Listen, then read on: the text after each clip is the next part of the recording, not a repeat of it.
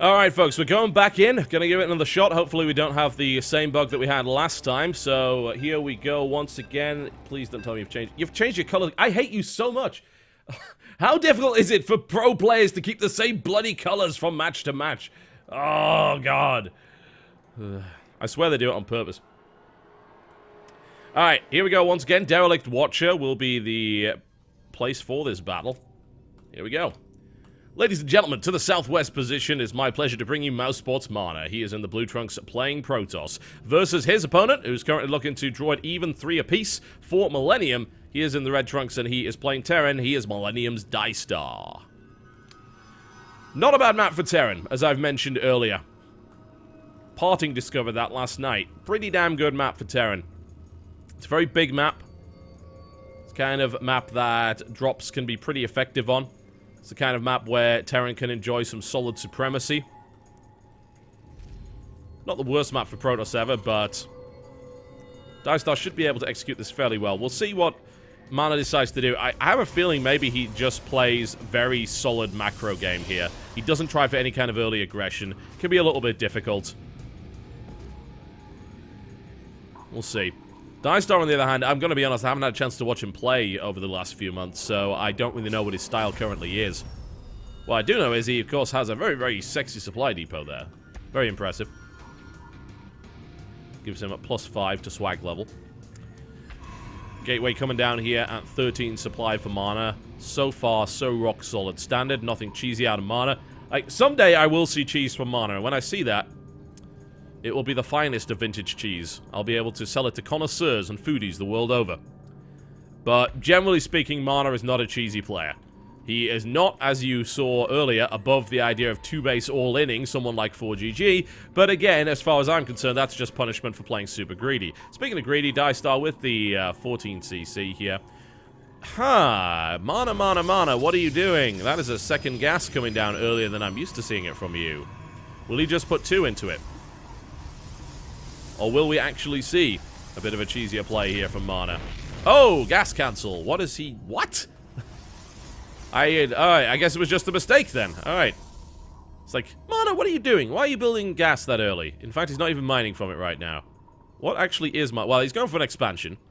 I believe that was just in response to seeing the CC first. That makes sense. So he's going to get a Nexus of his own. He knows that aggression isn't really forthcoming, so... Whatever plan he had... He made a guess, apparently he was wrong, and then he made the correction, so fair enough.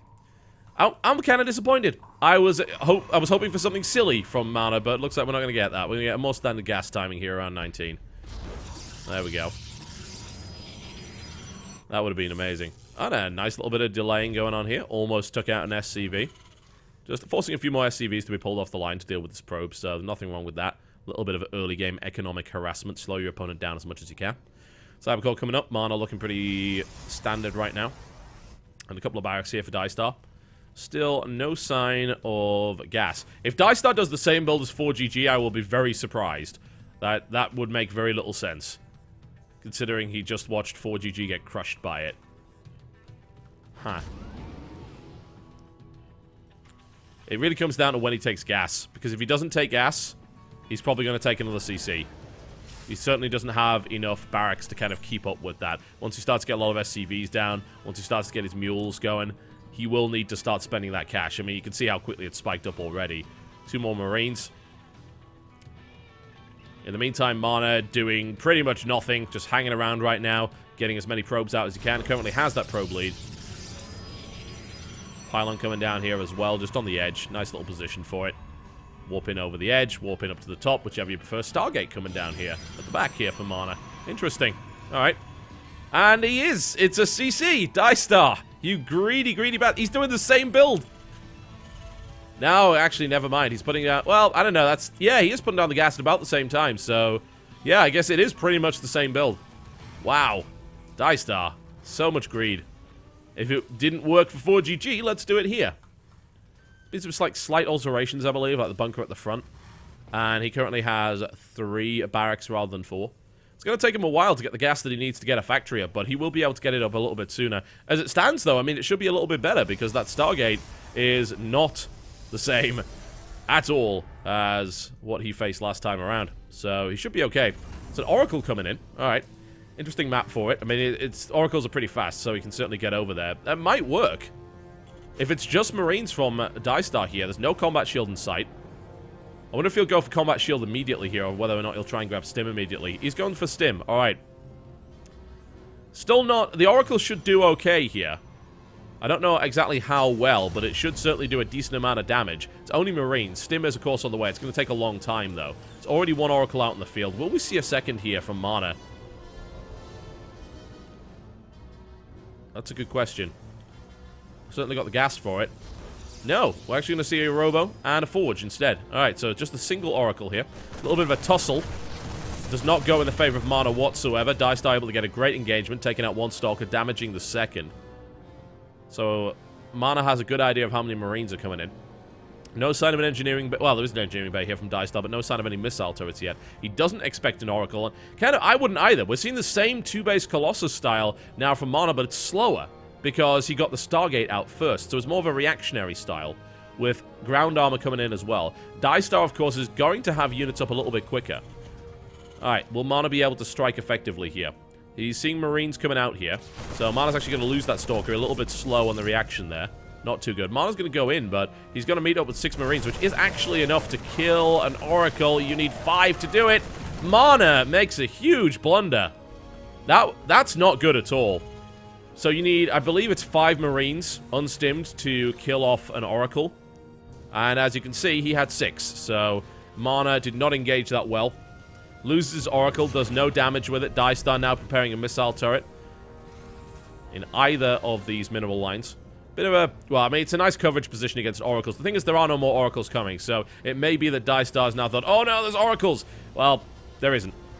It's going to be the Colossus style once again here from Mana. Same kind of push. This time around, though, we're going to see a much earlier starport. Dystar is more prepared for this. Putting down Armory as well. That's an interesting choice, considering he only has 1 engineering bay. But it's timed well for infantry weapons to be finished. So even with only 1 NG bay... Ah, that's the second one, okay. He's going to play just a solid upgrade heavy style. Another Forge comes in for Mana here as well. This earlier strike, probably not going to be as effective. And just note, by the way, that these Colossus do not have the range upgrade. It's not being researched. So I'm interested to see how effective this is really going to be. Single Colossus out on the field, sitting down here. No range upgrade whatsoever. It does have +1 armor.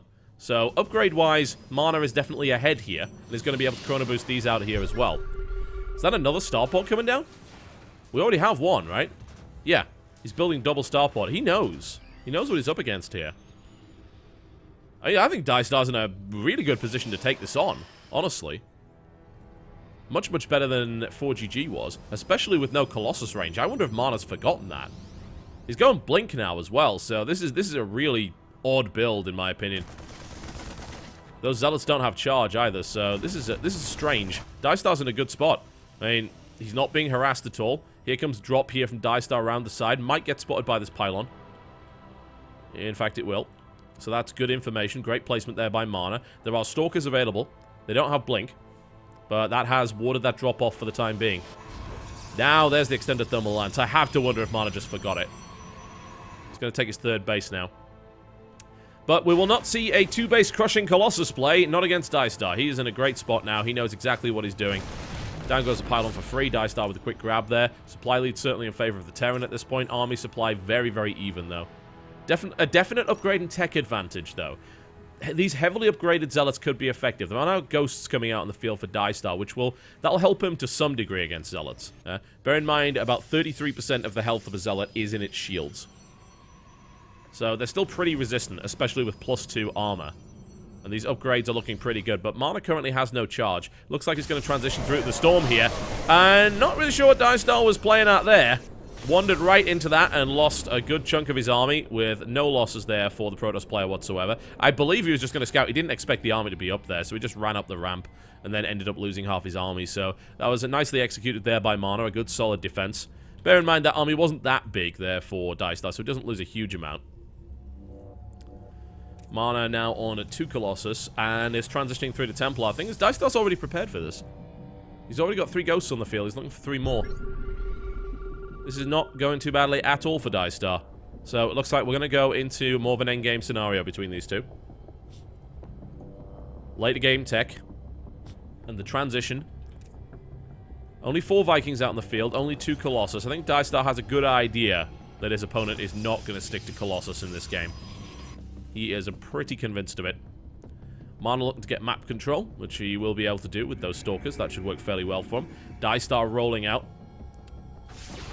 And that's going to be a lot of dead... maybe not. He's able to, unfortunately, clips up against this fountain in the center here and ends up losing one of those.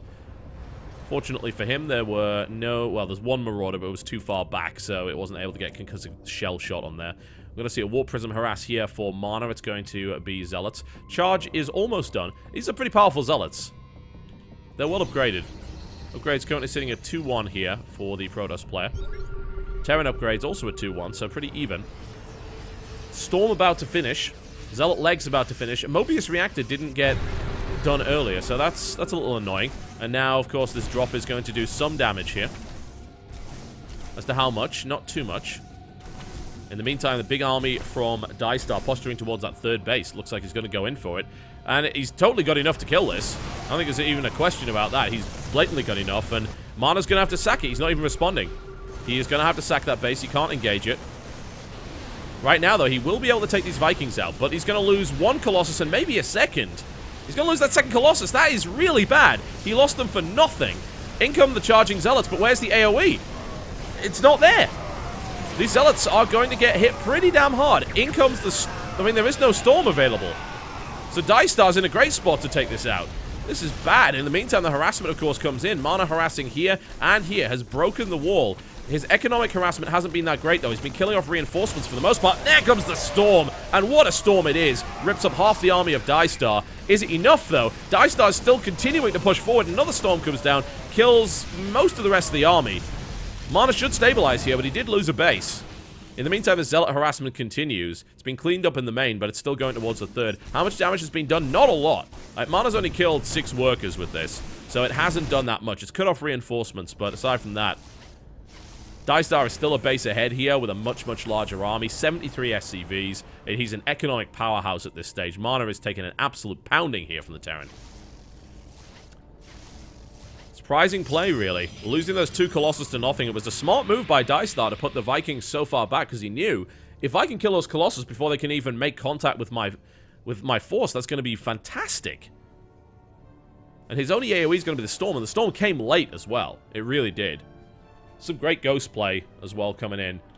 The Zealots just charged into a wall of bullets, and that didn't really help him at all. He didn't get good trades there whatsoever. Mana now transitioning back into Colossus, but there's still 5 Vikings.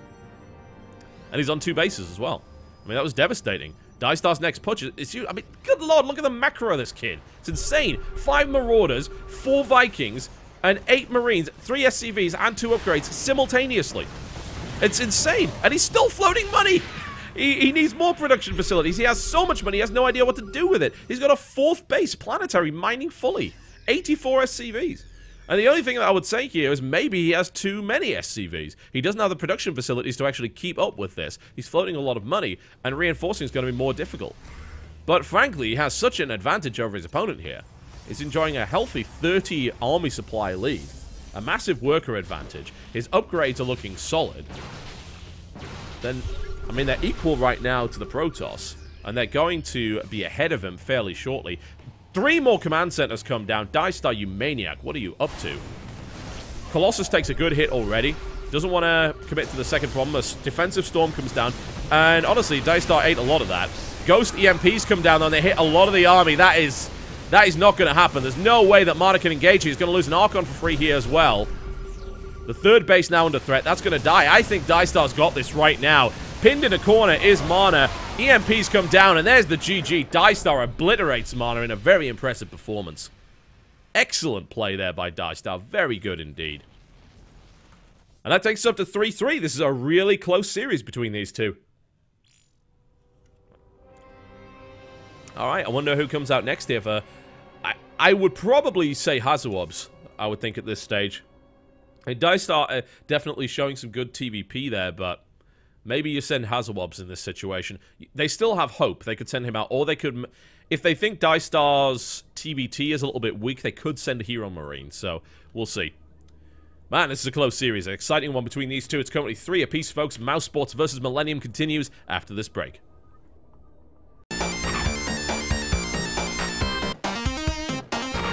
Alright, folks. We're going to the next match, and as I expected, it is going to be Hazawobs coming out right here for Team Mousesports. It's a pretty strong choice, in my opinion. Let's see if he can do better than Mana against this guy right here, who just bodied Mana, quite frankly. In the Blue Trunks, playing Terran to the northwest on Akalon Wastes, it is Dystar. Not to be confused with Deathstar. Dystar doesn't have those kind of weaknesses. Versus his opponent, to the southeast position, from Team Mousesports, in the Red Trunks, playing Protoss, it is Hazawobs, who has been playing rock solid the past few seasons, I have got to say. Certainly one of the most old school of players when it comes to this game. Former Warcraft 3 player, has been playing Starcraft 2 pretty much since launch and was considered to be one of the strongest European Protoss for the longest time. Fell off a little bit and then came right back in Heart of the Swarm and has been putting on great performances. Exceptionally deep run into WCS Season 2. Very, very good. Some impressive performances from him. Can he take Dystar out? Because, I mean, I wouldn't have expected Mana to really lose that dramatically. Dystar seemed to be all over him the entire game. Well, we will see how it turns out. Alright. As always with the gateway, first opening, nothing unusual. Dystar not getting so greedy. I mean, it is Akalon Waste. Generally, you wouldn't really consider CC first as a particularly good idea. It's not the biggest map ever. You can definitely see you're getting kind of greedy in the late game because you've got this third expansion, which is reasonably easy to defend. The first thing, though, you've got to get rid of these rocks so you can actually reinforce it. Then you knock down these ones, and you're pretty much immune to run-bys, which is nice. Not all maps allow you to do that. Hazawobs with the gas and with the gateway. Nothing unusual there. Piling off to the corner here for Hazawobs. I wonder what he's planning on putting there. And it's a decent position for the pylon because you can pretty much avoid any kind of scan. So I wonder if Hazawobs has anything special planned early game. So we see gas from Dystar early on, so he's going to go for a Reaper. Alright. Rock solid standard play, nothing unusual here. Akalon Waste's definitely not a bad map for Reapers. Unfortunately, you can't jump up here because there's horrible spikes and everything like that, but you have a decent escape path. You can get out here, then jump down to there, which means it's impossible to chase. You've also got access points here as well. And for scouting the natural, it's very, very easy. You have a fairly wide cliff face that can be accessed by Reapers. So it's a pretty good map for that. I still want to know what Hazawob's going to put here, if anything. It may just be that he decide, hey, I'm going to put the pylon there just so I've got some options. We're going to see a Reaper expand here from Dystar into Reactor. I mean, this is my standard go-to build on everything. And for the longest time, it was pretty much the standard opening in most matchups for Heart of the Swarm. It varies a little bit now. There are a couple of different options. Dystar now going with the scout here. And what is Hazawobs going to do? Well, Nexus comes down. I'm still waiting to see what comes out in this corner here, what tech choice he'll actually go for. There's the second gas at 23. So, wasn't intending to do anything aggressive early game. Which, again, kind of standard for Hazawobs. He's pretty much a back for a toss as well. But he has been known to throw some weird spanners in the works. He used to absolutely love just Dark Templars all over the place, but he's certainly evened out lately. Reaper gets a decent scout, for the most part. Mothership Core is in a good spot to at least shoot the Reaper if it comes past. He should be able to get a full scout of the base. He might lose the Reaper in the process. In fact, he could very easily not lose it now that the Mothership Core's moved away, but I'm a little surprised that Dystar hasn't gone for the full scout, but really, what else is he going to have? Nexus at this point, what are you going to scout? What is there to see? Not much. You're going to see a Gateway, a Cybercore, and probably 2 gas. There's not really going to be anything behind that. So, that's pretty safe for him. Stalker is now actually on the lookout and is going to find that Reaper. But doesn't react quickly enough. It wasn't on attack move, so it didn't manage to get that. Now Dystar goes into the base. I have a feeling this Reaper's not going to get away, though. The Stalker's going to move back to intercept. There's a second Stalker coming in. That Reaper's probably dead. Yeah, there he goes. Nicely executed there. Hazawobs takes it out. The scout comes in and nothing really found. He wanted to keep that Reaper for later so that he could scout tech, but he didn't get the option. Stargate is going to be the option. Alright, well, now that the Reaper is down, he can safely choose his tech, and it will be Stargate. That's going to be pretty difficult to scan. Hopefully it will be executed better than Mana's Stargate, which consisted of an Oracle running into a wall of bullets, which is generally a pretty bad strategy, I tend to find. We'll see what he decides to go with. An Oracle against Terran is a good choice. You can definitely go Phoenix if you want, but you'll more often than not see an Oracle or two. Dystar, I think he's got an idea, though. Because he doesn't know what tech's coming in, he's going to play a little bit safer. He's going to drop the engineering bay. He did see this pylon, which is a bit of a tell, yeah? That says, you are going to put your tech there. I don't know what that tech is, so I should prepare. So, Oracle's on the way, but as you can see, there's an engineering bay there. So, I would expect to see a missile turret coming in here. It may just be for upgrades, but he doesn't know what his opponent's got. It would be sensible to build a missile turret. Could be DTs. Could be Oracles. But apparently he's not going to do that. Alright. Well, let's see if he builds upgrades. A Phoenix follow-up here. Oracle and a Phoenix. Okay. Interesting. In the meantime, Hazawab's just mining away. Currently, I'd say Hazawab's has a slight economic lead. Not a huge amount. He put his Nexus down at a pretty good time. Now Hazawab's moving out, and this is not going to get scouted as it comes in. There's the missile turret coming down. The question is where. It's not going on the natural. He could lose a good couple of mules here, actually. If Hazawab's targets those mules down, that could be pretty bad. He's going to take SCVs out instead, though. Doesn't exactly know how damaged or how used those mules are. 4 kills so far for this Oracle. Not bad at all. Good shot there by Dystar. If well, his stim actually was 2 seconds away from finishing. That's unfortunate. If that had come in a little bit later, that Oracle would have died. Hazawabs gets a great scout with the Oracle, actually. And is now able to get out. He takes four SCVs with it, and then just gets the scout and leaves. That's not too bad. Phoenix, he built 2 of them and then stopped. So now he's going to go gateway heavy by the looks of it. Okay. Just saying, you know what? I think I'm in a position to pressure you. 2 Phoenixes doesn't really do much. I mean, it's a great scouting force, don't get me wrong. In combination with the Oracle, he could kill more SCVs with it, but you're not going to do a lot with that. You generally need more Phoenixes than that, otherwise you can't get the lift. So we're going to see a Templar Archive, so we could see Charged Archon here. Seems pretty likely. In come the Phoenixes once again. There's the lift. The Oracle's still alive, and it's a little annoying. He stops the second engineering bay from going down, so that's okay. He might get... he's got 1 more lift in him, so that's not too bad. Without a missile turret there, those Phoenixes have actually done a pretty damn good job. Hard to argue.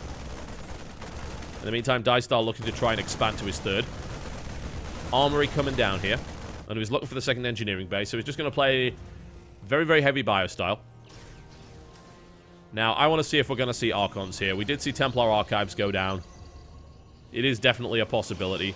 Although Hazawabs is sitting on a lot of gas, he is going to go for Storm. Alright, well, early game Storm is not as popular, as you might imagine, as something like a Colossus play, because Storm can be a little bit more limited, considering you're up against less units. But the thing is, he knows Dystar is pretty much exclusively Marine right now. Yeah?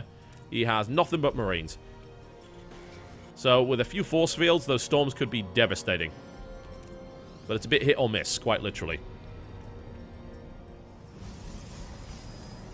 Alright.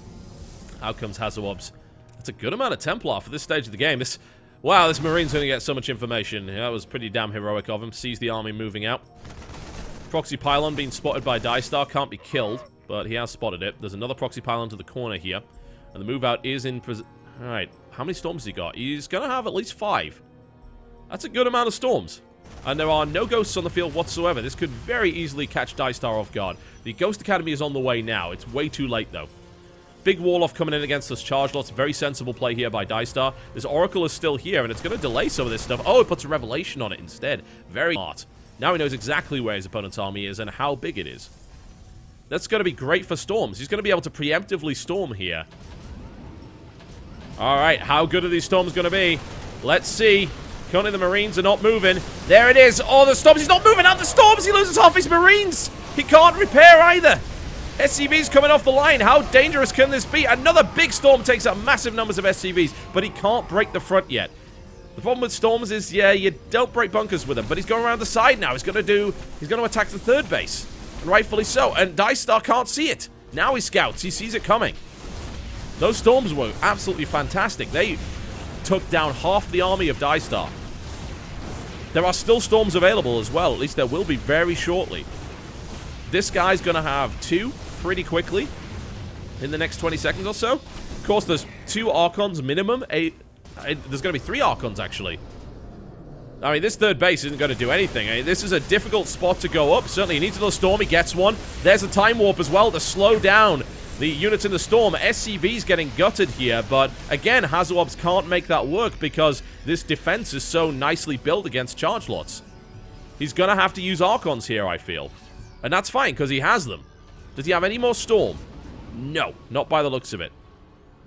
No more Storm available. He still has a Revelation, so he can still see that. That's finally now ticked off. But this aggressive play here by Hazorbs is working well. He's expanding behind it. He's looking for a Colossus transition. The thing is, Ghosts are now on the field. So Hazorbs has maybe got one more attack with this army, and then he's going to have to pull back. But he's in a great spot. He really is. The Phoenixes intercept the Orbital Command. An unexpected blow. In comes the army once again. Archon leading the charge here. There's no EMP. He didn't have Mobius Reactor. These Ghosts are not ready. This is a great time for Hazorbs to go. He doesn't know, I suppose, that his opponent doesn't have the energy, or maybe he does. Hazorbs going for it. Can he get another Revelation down? He can. Brilliant. Loses his Oracle, but that's fine. That's totally fine. He's going to deny this third base. I think maybe he could go up that ramp, honestly. He's got enough Storm. He's got Archons to lead the charge. He could go up that ramp. Another Storm goes down. Maybe not the best use of it, but hey, it killed yet more units, and Dystar still way behind on the unit count. 28 Marines, 2 Marauders, 8 Ghosts. They're finally going to have EMPs now, so I'm thinking Hazorbs is a little bit gun-shy as a result of that. It's 36 Chargelets. But we are going to see Colossus come out, which is absolutely perfect for breaking this, and there's definitely nothing from Dystar ready to receive that. Wants to go for another attack. He could do it. He's got an Envision, which means he's got a good Storm. He walks back through it. Incredible Storm there.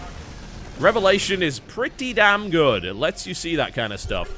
What would have been nice if he was able to wall this off with the sentries and prevent them from retreating. That would have been great, but Hazorbs is engaging well here. Over and over again. Great efficient Storms. Really awesome play. Army supply heavily in favor of the Protoss.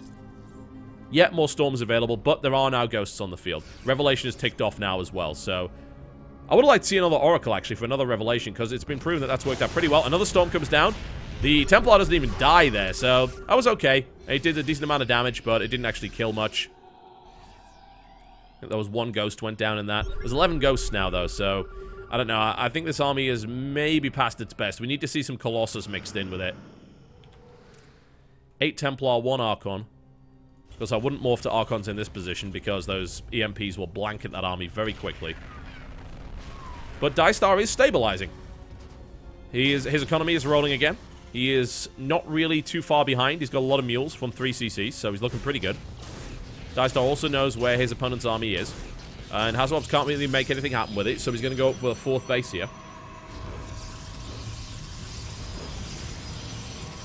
There's some more gas. Hazorbs has all the options right now. This Colossus transition, I think, yeah, he's figured it out. He's starting to build Vikings. But there is still a timing, I think, that Hazorbs can hit here. 2-2 is now done. But 3-2 is done for Dystar. Now, of course, Storms don't respect upgrades, but this is actually not bad for Dystar. He's kind of back in this. Hazorbs is maxed out, though, and he's sitting on a good bank. So it's 125 army supply in 98. But those EMPs could make all the difference. And Dystar is still in it. He could fight this. He very well could. And, oh man, a bit of an error here from, as you can see, from Hazorbs. And he can't take those Vikings out either. This is really awkward. Those Colossus are going to die. At least one of them goes down for free there. Oh, nice feedbacks, taking down 3 Ghosts. Very, very cool. Oh, that was way more.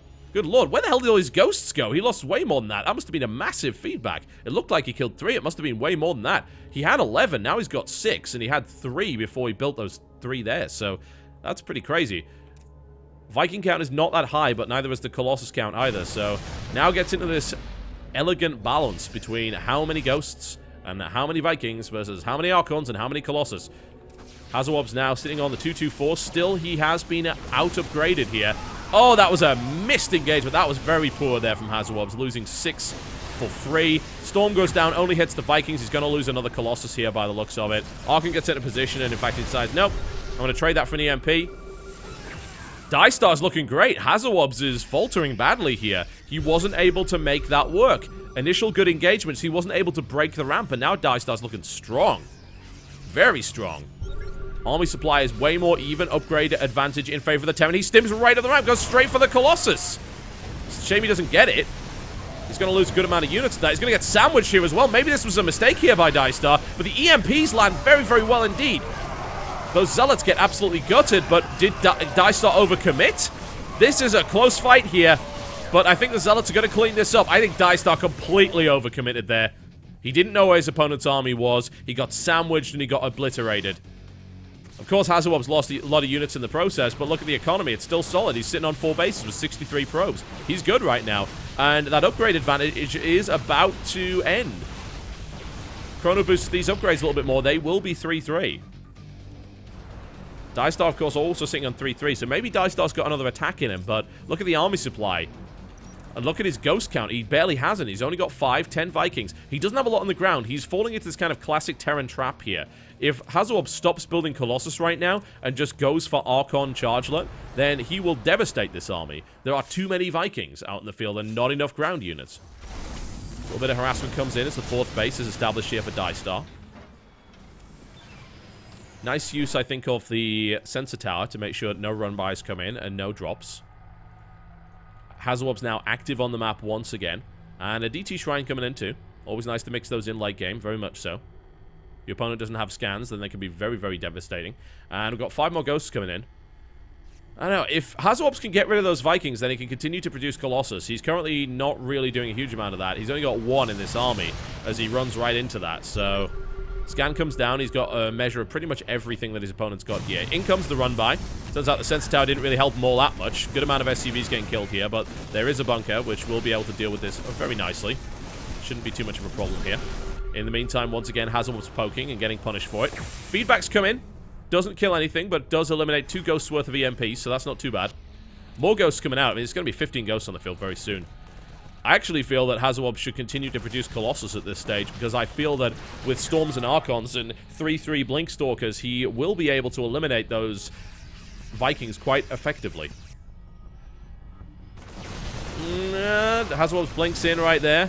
Wants to try and pick up a Viking. He doesn't get it. Storm goes on the Viking, so weakens him a little bit. Colossus production has resumed. I like that a lot. There are just too many ghosts for Archon Chargelet to really work all that well here. DT's now being mixed in as well. Not too bad. Adding an observer, of course, to make sure that these ghosts cannot cloak. They do have it. Another sensor tower comes down here for Dystar, so we've got ourselves quite the game on our hands. Currently, I would still say that Hazawob's in the lead. Now that his 3-3 is complete, he is on an even footing. He's got a good army supply, but the Terran is on 4 bases with a lot of production. So this is looking pretty even so far. It's really going to come down to these engagements. 3 Colossus. There's still... There's now 14 Vikings, so there aren't really enough Colossi to overwhelm this army. I feel Dystar maybe has the upper hand here. It depends. Oh, those EMPs! Oh, perfect! 4 Templar eliminated. That is disastrous for Hazawobs. He did not want that to happen, and now these Colossi are going to get picked off for free. Mothership Core goes down. Here comes the Blink Stalkers, but that's going to be at least 1 Colossus down. Loses a few Vikings. Good feedback to take out a couple of ghosts, but there's still 14. Storm goes down. In comes the engagement. This is not where you want your ghosts to be. They're at the front. They all get obliterated. The Colossus cut them down with ease. There are no ghosts anymore. Suddenly, there are 10 Templar. There's no ghosts, and oh, lo. Wow, wow, wow. That was really not a good engagement for Dystar whatsoever. And this run-by as well, devastating. 51 workers killed so far here by Hazawobs, who suddenly takes the massive lead in a disastrous engagement for Dystar. Hazawobs takes that one absolutely perfectly and now can move on to potentially win this game.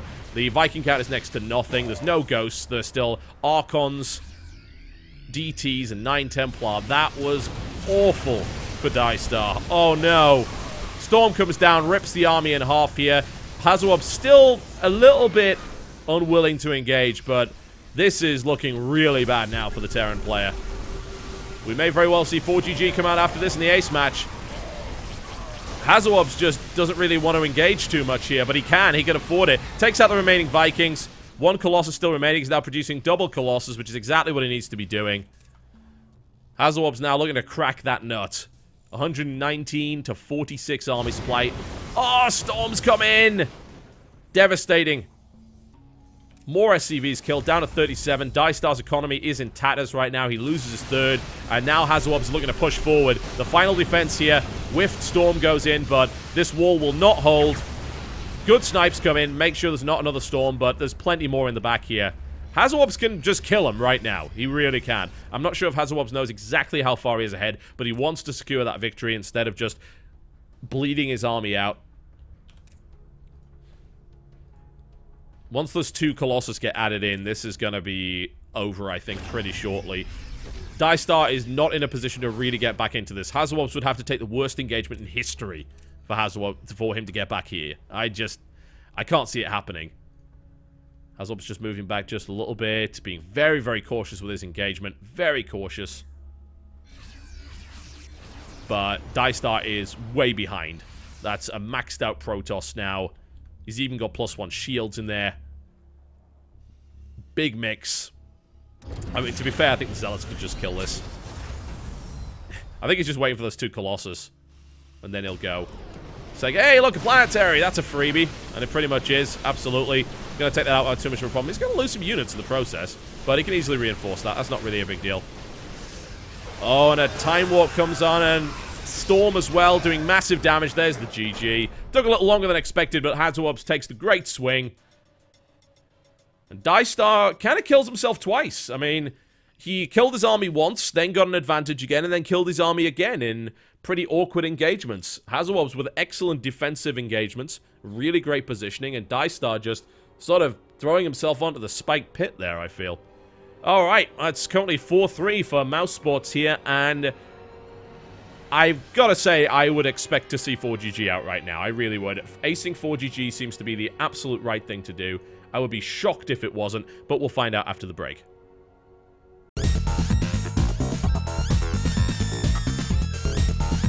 Alright, ladies and gentlemen, we have the next match, and as I thought it would be 4GG coming out for the Ace. I mean, that makes the most sense. I think the only other one they could have pulled out would probably be Gosu User, but yeah, I would absolutely have put 4GG in this position. Which leaves for an interesting possible dynamic here. We'll see. Alright, let's rock and roll. Let's make it happen. Here we are. They've changed the colors again. God, oh god, I hate you so much! What? They changed it twice in the lobby! Oh. Give me a moment. There should be, like, penalties for them changing their colors. Seriously, like, dock a point.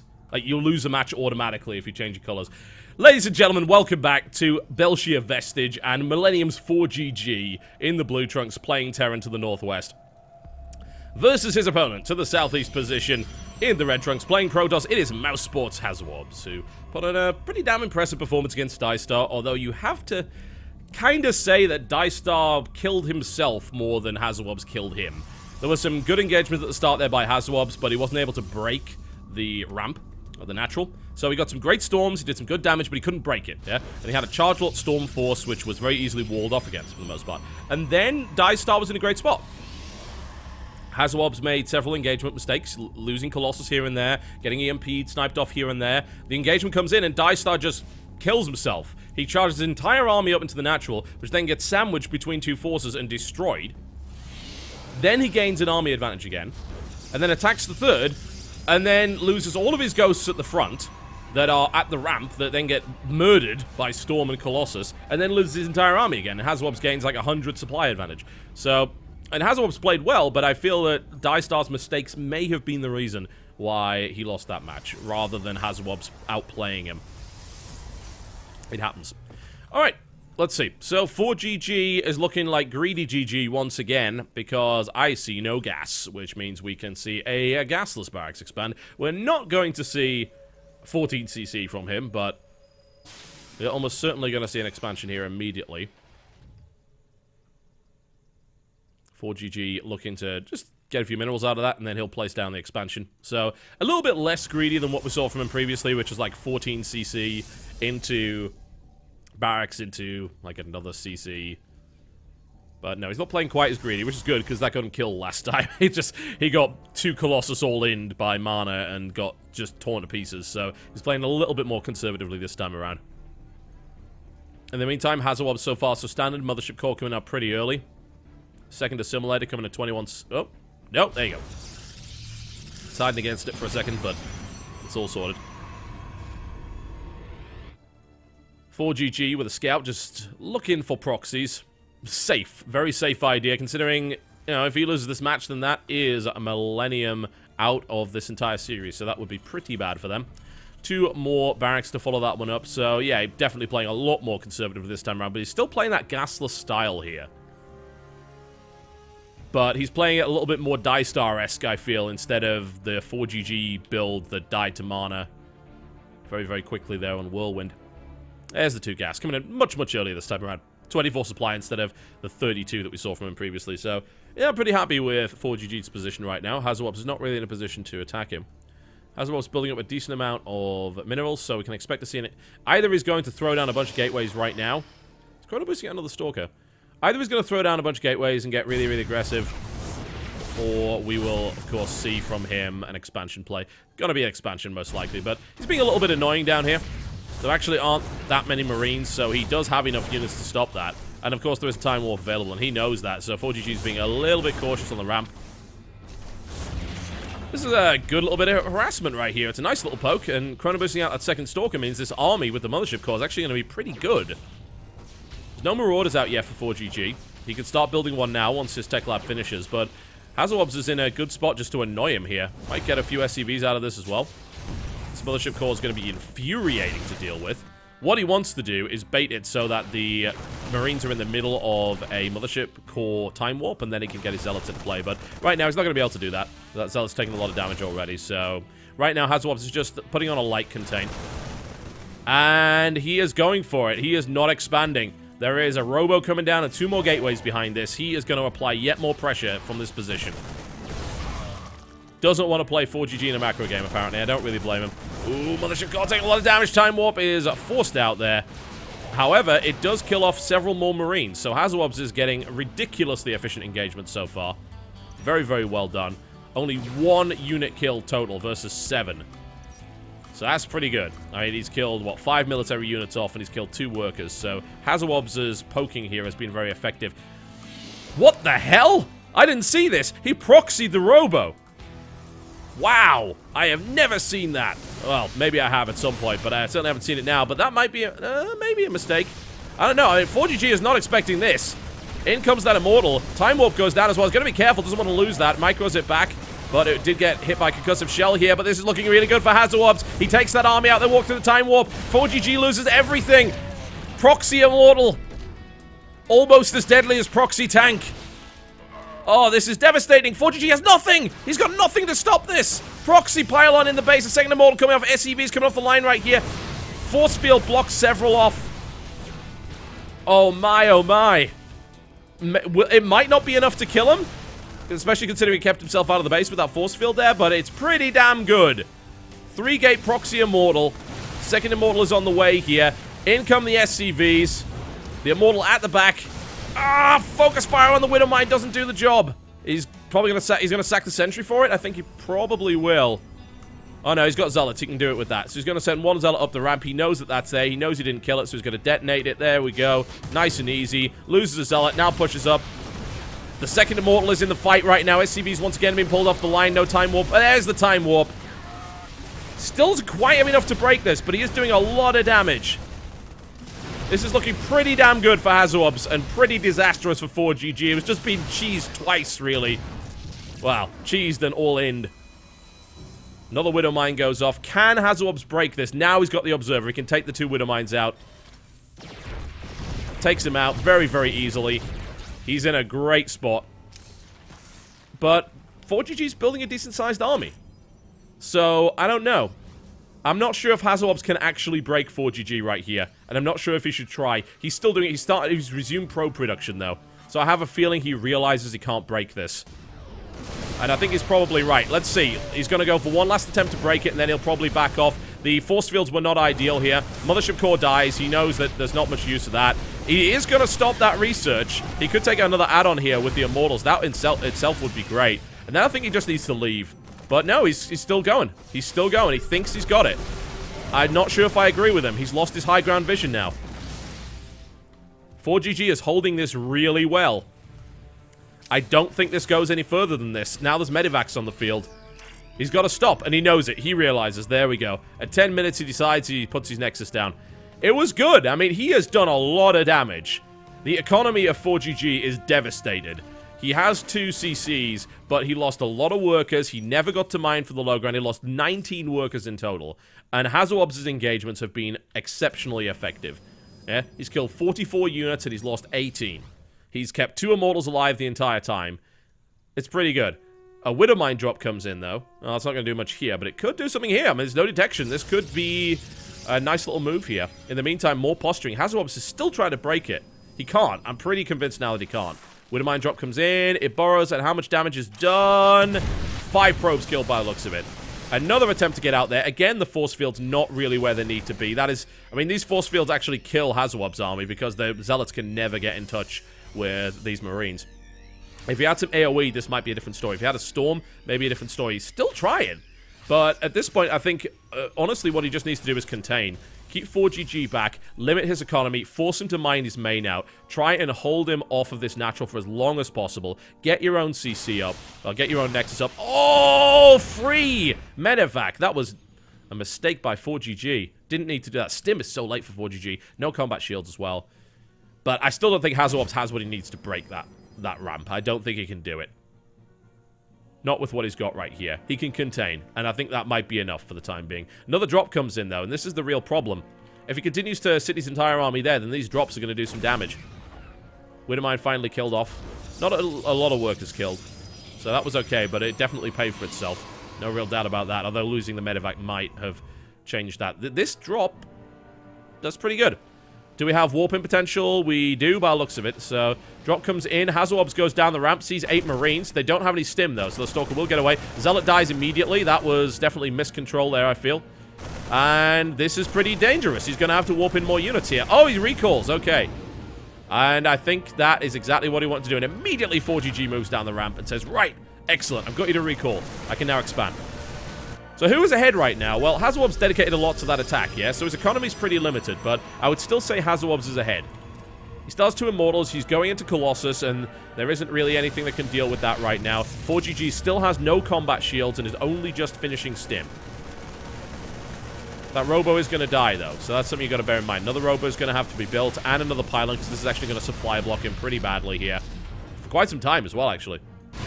So that's going to suck. Going to start to float a little bit of money, but his economy is not rocking too well, so it's not going to really cause him too many problems. Still a massive worker lead here for Hazowob's, but this attack here with Stim, it might do it. It depends. I mean, it's going to come down to the force fields, I think. There's a lot of units here. Is there a photon overcharge? Not yet. If this goes up right now, it might work. The force fields are pretty damn good. A little inefficient, but they're good enough. However, Sentry's going to be lost here, which is less than ideal, so I don't know about that. He's just going to say, look, I just don't want you going up this ramp right now. I want a photon overcharge, and I want AoE. 4GG is in a decent position, though. His army supply exceeds the Protoss significantly, and it's a Marine-heavy force. These Immortals are not going to do that much. In comes the Stim. He's going right for it. He's going to try and take this out before the photon overcharge can actually take it, and it's going to take the Nexus. He keeps going. He's still going. Maybe he shouldn't, but I think he should, actually. The Colossus isn't out yet. This is a great spot. 4GG comes right back out of the gate and is now in a great spot, killing the Nexus.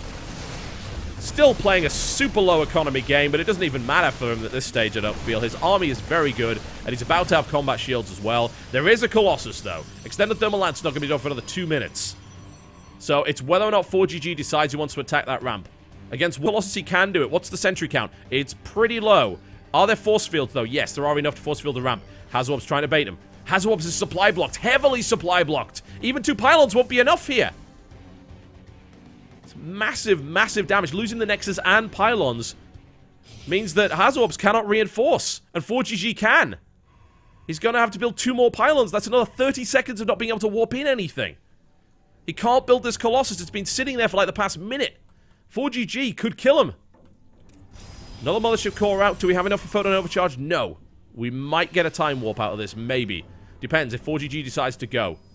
He's bringing a few more reinforcements. Man, if he scanned and saw that there was only 1 Colossus, I think he would have just gone. No Thermal Lance either. But the longer he waits, the worse an engagement this is going to be for him. There's going to be a second Colossus. There's going to be extended Thermal Lance. I think 4GG is waiting a little bit too long here. And that's going to be unfortunate. Observer spots the reinforcements coming in. I mean, this army from 4GG should crush this army in theory. But if he lets a second Colossus with extended Thermal Lance out and he tries to fight up a choke, he may die. But still a very marine-heavy army. It will die pretty quickly up that ramp. We'll see. Probes pulled preemptively. Hazwobs is going to sally forward. He thinks he might have a chance, and he might be right. Let's see how good the force fields are. Not too bad at all. He cuts the army in half. Hazwobs with a great engagement. 4GG waited too long. And Hazwobs easily obliterates half of that army and can absolutely clear this up, and he knows it. 4GG boosts. He's going to lose yet more units. He didn't pick them up and get out of there, and he wasted his boost as well, so this could be bad. He wants another engagement. Stalkers at the front get caught out. Several killed. Probes are still off the line, so Hazwobs is not mining much here, but you got to bear in mind, he had too many probes to begin with. In comes yet more of an engagement, and 4GG is on the receiving end of that one. That's not too good. Oh, more medevacs. He takes out one. He has no blink. If he had blink, he could have taken out at least 2 more, but Hazwobs now swings it back in his favor. 4GG waited too long. He had the chance. He could have killed Hazwobs, but he didn't want to go up the ramp, and he didn't want to scan either. That was a mistake, I feel. But does Hazwobs have what he needs to break this? There's probes at the front. He thinks he's got it. This is going to be the most delayed Colossus all-in in history. SCV's coming off the line right now. Good shots on the SCVs. Decent force fields. Is it enough to break it, though? 4GG still has a lot of firepower. That army crumbles, and 4GG stims forward. One Colossus goes down. Vikings try to take out the second one. 4GG crushes the remaining arm of Hazwobs, and that's it. GG. What is it with people killing themselves in this series? I don't know. But I think, honestly, it was probably the right move regardless, yeah, for Hazwobs. I think it was. Like, his decision-making, I feel, was solid there. He lost his Nexus. He knew his opponent had more. Maybe he didn't know how badly his opponent was off for economy, but I think if he hadn't killed him then, 4GG would have probably just got the lead and killed him, because losing that natural was probably the kind of turning point of that game, I think. So, I do not feel Hazwobs made a mistake there. I think he made the right call, but he wasn't necessarily going to win it anyway. If only it had Blink. If he'd killed a little bit more of that army and a few more medevacs, then maybe it would have been a different fight. But as it stood, that was kind of his only hope there. 4GG evens the score. It goes to the ace match. Will it be Vortex coming out again? Find out after the break. It is Ace versus Ace in Millenium versus Mousesports, and it will be Mana that they send out. I actually expected to see Vortex, but no. It looks like they're going to send out Mana. They're confident in his abilities. He's beaten 4GG once before today, and it's going to be on Frost. This is going to be great. All right, let's rock and roll, ladies and gents. Here we go. To the southeast position of Frost, who has already decisively taken out several opponents. In the Blue Trunks playing Terran, it is 4GG for Millenium. Versus his opponent, also the ace for Team Mousesports. In the Red Trunks playing Protoss. To the northeast, it is Mana. Great play coming out from everybody today. It's been an absolutely phenomenal series. It's been right down to the wire. It's been really exciting. So I'm looking forward to seeing this one. Well, I think 4GG is going to say, fool me once, shame on me. Or fool me once, shame on you. Fool me twice, shame on me. Simply because he died to a pretty brutal 2-base Colossus all-in from Mana last time on Whirlwind. He got way too greedy. Mana read it perfectly and just destroyed him completely. As it stands, I don't expect to see that again. Frost, pretty big map, as you can see. One of the more popular maps, I would say, now in the newer pool. It's pretty good. It's a good, solid map. I like it a lot. This could be tense, though. And Mana willing to go up against someone like 4GG, who has really good TVP. It's brave, but I gotta say, Mana's a really solid player. Very solid indeed. Oh well, let's see where it goes. Okay, so 4GG, what is your plan? He's gonna CC first, by the looks of it. He's gonna CC first. Alright, okay. Well, I mean, Frost is a big map, as we said earlier, so let's see how that goes. How greedy can 4GG really get? Will he go back to the greed build again, assuming that his opponent will not do the same thing and go for that 2-base Colossus timing? It's a bit of a risk to take, but yeah, he could still get greedy here and not go crazy. As we saw last time around, he was still greedy, but not as insane as he was on Whirlwind. In the meantime, gateway down. Let's see when Mana takes his gas. It's actually pretty late for gas here. I'd expect a Nexus to come down. Yep, there it is. And then double gas afterwards. Let's say Protoss generally don't take gas that late unless they're going to go for gateway immediately into Nexus. It's just a slightly faster Nexus timing. And against the CC first, it's absolutely fine. There's nothing wrong with that. Mana's going to scout all positions and he's going to miss this, of course. He'll eventually get there. 4GG with a double barracks behind that. He's going to try and play a little bit of catch-up here. I wonder if Mana will try an Oracle build again. I mean, it might work. If he executes it properly and doesn't, you know, run it to its death, then it would be fairly effective. It's pretty good against his gasless CC first builds, simply because you generally don't have combat shields out, you generally don't have stim out, and you're very marine heavy, which means oracles can do really good work. But don't run an oracle into 6 marines. It takes 5 marines to kill one. So, yeah, you don't want to do that. It's not a very good idea. Mana will scout the last position. He'll also see the SCV leaving as well, so 4GG's not going to know where his opponent is for a little bit of time. Admittedly, he can kind of guess on the scouting timing that he's actually pretty far away there, but it's hard to say, honestly. It is a 4-spawn map after all. So there's the scout. He sees that the base is up. And 4GG there with the 22 gas timing there instead of the crazy late one that we saw against Mana previously. So playing a little bit safer. So what's Mana's play after this? Well, he's mining gas from both. And does he have the corner pylon? Yes, he does. He may go Stargate. He might. It's possible.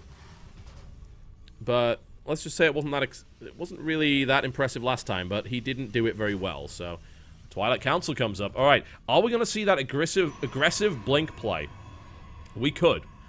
This could be DTs. It could be the aggressive blink play we've been seeing an awful lot in the PvT matchup lately, whereby you go for blink pretty early, which is especially good against CC first gasless builds, by the way, because stim is generally very late, and you obviously don't have a lot of marauders, so it's pretty good for picking off marines.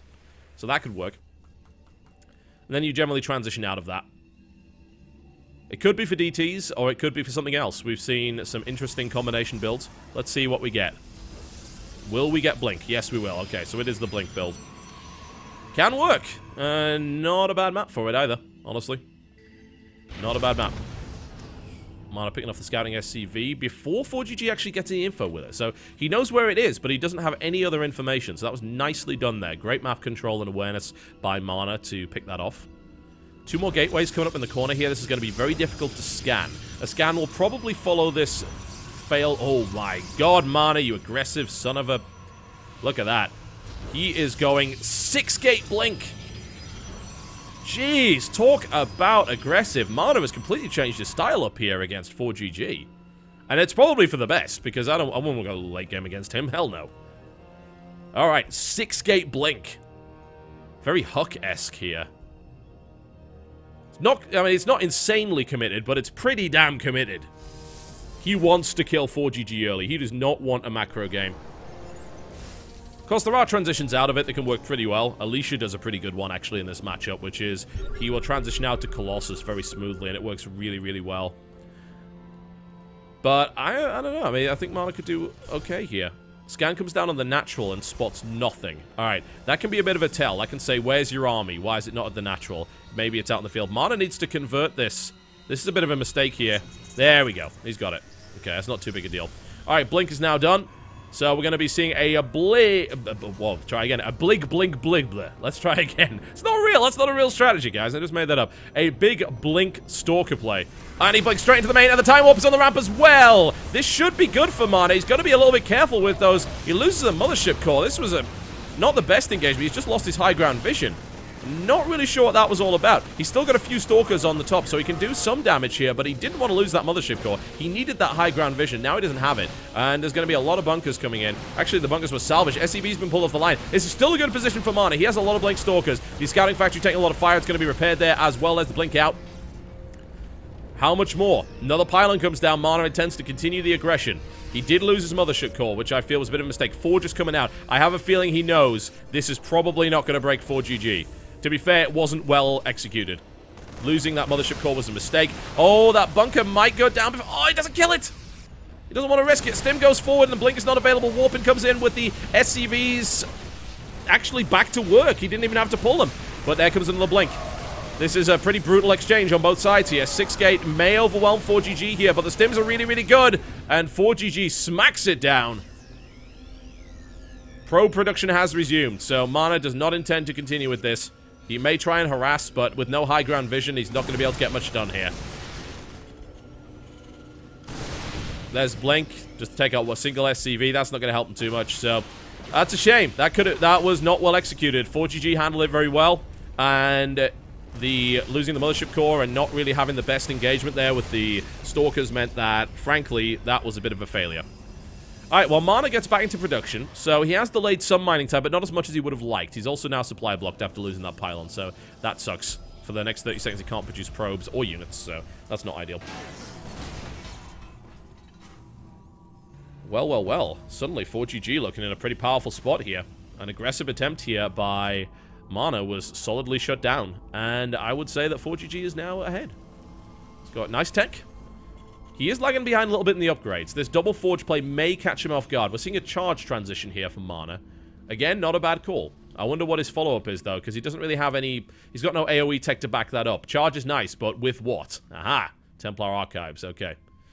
4GG now starting to roll across the map. There is a Mothership Core, so Photon Overcharge is going to be available.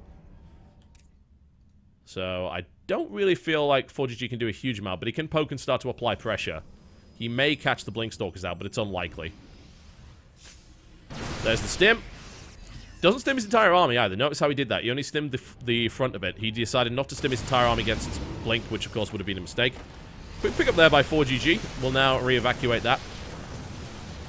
Mana starting to warp in charges, but charge is nowhere near ready. He does have an upgrade lead. Yeah? Not a big one, but a good one. And not the best force fields in the world. They actually work against the Protoss player more so than anything else. Time Warp does come down, though, so it enables him to salvage that situation a little bit.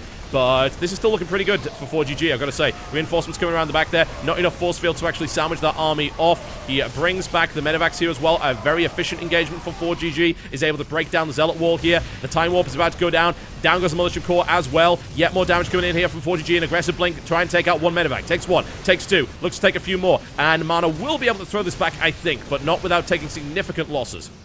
An Archon now in the field here. Not too bad. He's going to need more than one, though.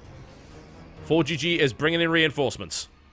Is he expanding? No, he is not. He is producing nothing but units right now. The +1's about to finish as well, so that's about to even up that upgrade disparity that we have between the two. There's a nice little Blink coming in right there. The Chargelets get caught a little bit out of position, but they're pretty good, and you've got to bear in mind that no concussive shell, so a lot of these Chargelets are going to escape, whereas otherwise they would be killed. So it's a bit of an oversight there from 4GG, considering what his opponent's going. Still no concussive shell. It's cheap. He needs it. Get concussive shell. Please. It would be so useful here. As it stands, though, 4GG is still piling on the pressure, and he's got a much bigger army than his opponent here. 71 supply to 52. Upgrade lead has now evaporated. We're looking at 1-1 here. If 2-2 gets done, which is actually getting pretty close, then we may see that happen again. Zealot run by. Mana wants to do economic damage here. Goes straight after those units, takes out a couple of mules here, engages with the reinforcements, and may force... Oh, no, it won't. No, it won't. 4GG just pulled SCVs. He thinks he's got this. There's a big wall off here with a lot of photon cannons coming in. Oh, man, this is it. I think this is where 4GG says, you know what, I'm going to go for it. He pulls a lot of SCVs. He's going for it right now. There's no storm. There are Archons, but not too many of them. The photon cannons will be destroyed before they go up. They did funnel the SCVs quite well, but a lot of those SCVs haven't died yet. 4GG is kind of sitting in the Time Warp, saying, let's do the Time Warp again. Looking to focus fire on the Nexus here, and Mana doesn't have a good engagement arc, and he knows it. Is there a Mothership Core? Is there Photon Overcharge? Doesn't look like it. Mothership Core's just sitting in the base, doesn't have the energy, and now 4GG gets in a great position on the ramp here. Mana's army is trapped in the corner. All or nothing here for 4GG, and it looks like he might have it. The Archons can't even engage effectively here. Templar coming down. 2 storms! They're big storms, but they're not enough. 4GG has way more units. Army supply, 80 to 78 right now. 4GG powers forward. Looks to try and take out Mana after that failed 6-gate aggression at the start of the game. There's the GG, and 4GG cleans it up again. Known as the ace for Team Millenium for a damn good reason. And there it is, a close series, 5-4 in favor of Team Millenium. A narrow victory for the French team there. And Mousesports just isn't able to make it happen, not against 4GG. I wonder what would have happened if they'd sent Vortex. Maybe that would have been a better idea, but Mana's failed aggression early game transitioned into a solid lead there for the Terran player, and that, as they say, was that. 4GG cleaning house today. Very, very good play from him. He has done very well. Kills 3 players. Rock solid. And Dystar doing pretty well too. Dystar taking out Mana in a solid way. Gotta give him credit for that one. It's actually 4 kills for 4GG. Sorry. 4GG definitely doing the work there. All Terran on the Millennium side. So that's 4 kills for 4GG and 1 for Dystar to finish that one off. Nicely played. And there you go, folks. 5-4 is the result. This has been the Acer Teamstory Cup Season 2. Brought to you, of course, by Acer and Take TV. Thank you very much for watching. Hopefully you enjoyed that series. If you missed any of the VODs, they are available for subscribers right now, and they will be available on the Starcraft channel over the next couple of days. I'll see you next time.